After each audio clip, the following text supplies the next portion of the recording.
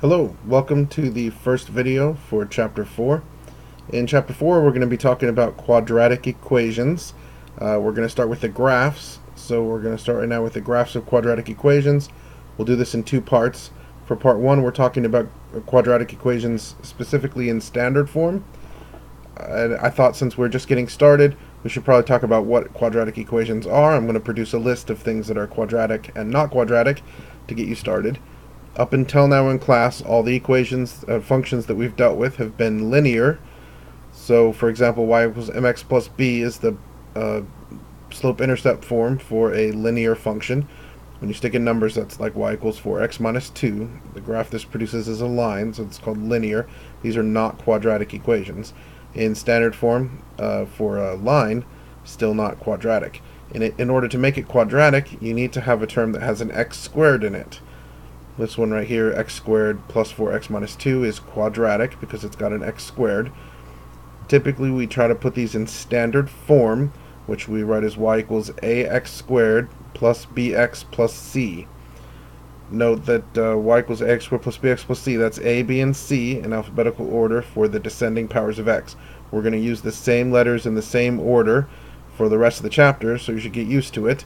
A is the one in front of the x squared, b is the one in front of the x, and c is the one by itself. In this case down here, the a is 1, b is 4, and c is negative 2. You don't always have all three. In this case, a is negative 2, b and c are both 0, which is why they're missing. They're allowed to be 0 and they go away. You can have one be 0 or both. Your equations won't always be solved already for y, but you can solve them yourself. In this case, we have to add 3x squared to put it into standard form, which makes the a positive 3, the b will be positive 6, and the c will be positive 1. You're also allowed to have fractions or decimals for your a, b, and c. That's alright, but you are not allowed to have a be 0. In fact, if a is 0, that term goes away, and what you have left is just 4x minus 2 in this case, which makes a linear equation.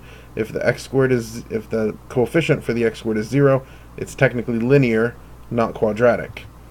The other things you have to watch out for include higher degree functions.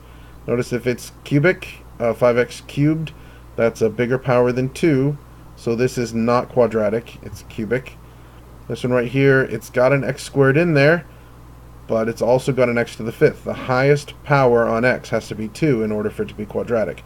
So higher degrees will ruin quadratic functions. The other thing you have to watch out for are things that are not allowed in polynomials, like logarithm in this case, or a square root, weird functions that we haven't learned yet this year. We need a polynomial where the highest power on x is 2. That's a quadratic equation or a quadratic function. In order to graph things, if we're not sure what they're going to look like, easiest way is to start with a table. I usually call this an XY chart. The choice for x's are arbitrary. I've selected some now to make this easier. We're going to talk about how to pick good x values later in this video. Right now let's graph our first quadratic equation, y equals x squared minus 2. Notice the x squared makes it quadratic.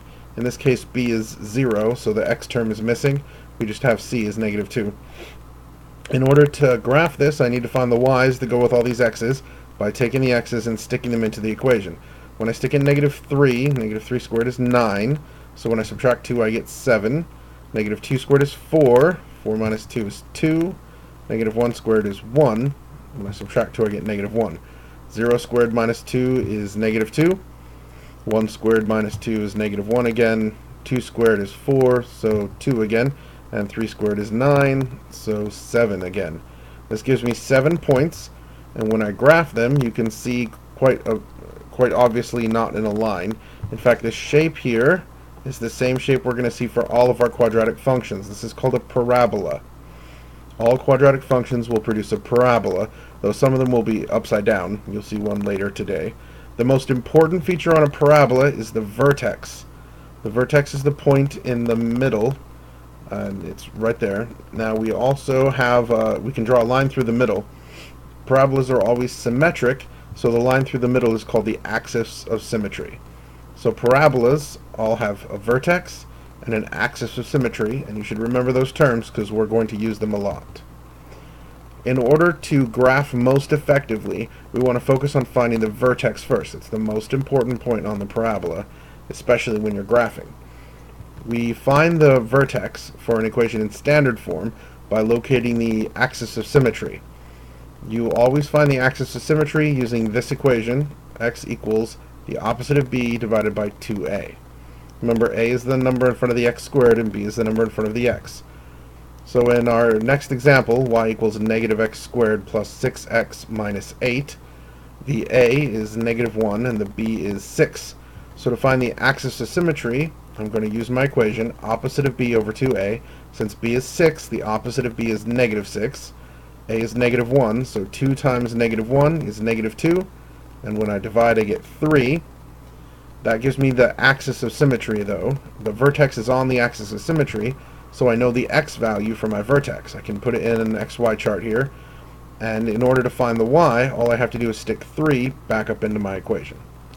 So I found the x value, I'm going to stick it in my equation.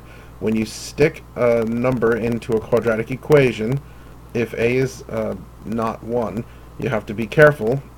You need to follow the order of operations, which means you square the number before you multiply by a. You got to square it first. 3 squared is 9, and you want to make sure you do that first. A lot of times students will forget and then multiply first, but order of operations says exponents first, then multiplication. 3 squared is 9. Normally I don't even write this middle step here. When I stick in a number for the x squared, I will square it immediately so that I don't forget.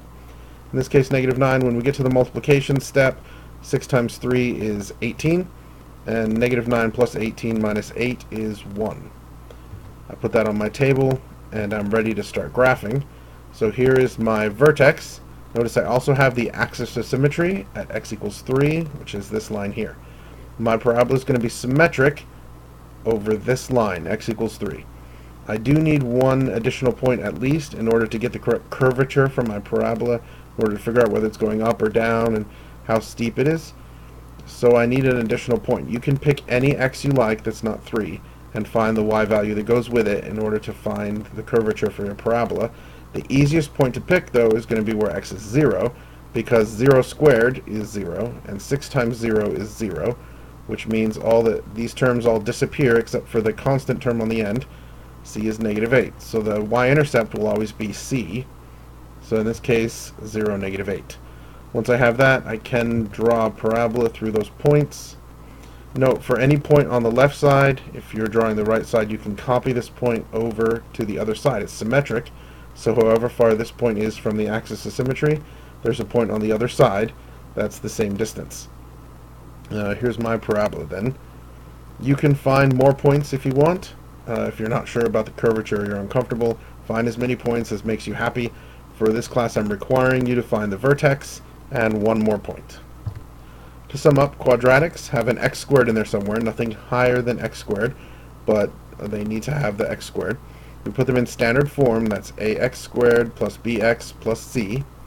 In order to find the axis of symmetry, to make the graph look nice, or to graph it at all really, we do x equals opposite of b over 2a. Now that gives us the x value we need to find the vertex. You stick that x value into the equation to find the y that goes with it. That's your vertex. You're going to find additional points as needed in order to draw the parabola. Remember, the shape of quadratic graphs are parabolas, so tomorrow, when you come into class to prove you watched the video, you should ask your group members what shape are quadratic graphs, and they will tell you parabola, because I'm sure they watched the video. I look forward to hearing you guys talk about it tomorrow.